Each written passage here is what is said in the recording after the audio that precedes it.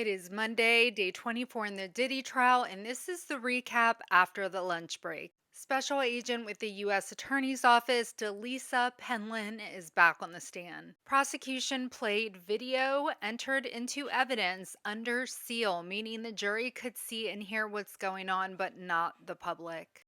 The jury was shown records tied to a 2009 meeting between Cassie, Sean, and an escort named Jules. Records included flights and hotels for the weekend that were paid for by Sean's American Express. The record showed that Sean paid for flights for Cassie and Jules and the hotel room. The jury is then shown travel invoices sent to Bad Boy Entertainment for a flight for Cassie from LA to New York, October 2012. Special Agent Delisa Penlin then read text messages between Cassie and Sean. Sean's like, "Are you ready for tonight?" Cassie says yes, but she needed to get something. He's like, "Man, you had all day. It's always something." The jury then saw messages Cassie sent separately to two men discussing times to meet and giving them information for the hotel room in New York. The invoice for that hotel room was reserved under the name Janet Clark and paid in cash. They then see text messages of Sean and Cassie setting up a freak off with four men in January 2013.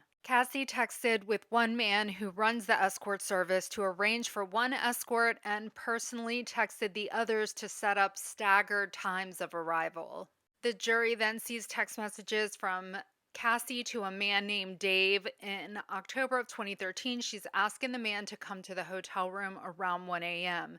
Dave then texts her, "Thanks, LOL," around 8 a.m. Then, shortly before 8 a.m., Cassie texts another man, Daniel Phillip, asking him to wait a few more minutes. Good Lord, they got these set up back to back. That is wild.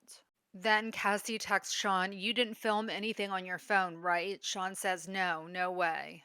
They then wrap up early. The jury is dismissed for the day. They did say Special Agent Penlin will be back on the stand tomorrow morning. Now, after the jury left, the prosecution indicated that Brendan Paul, Sean's former assistant, will invoke his Fifth Amendment right Tuesday morning, so he will be testifying under immunity.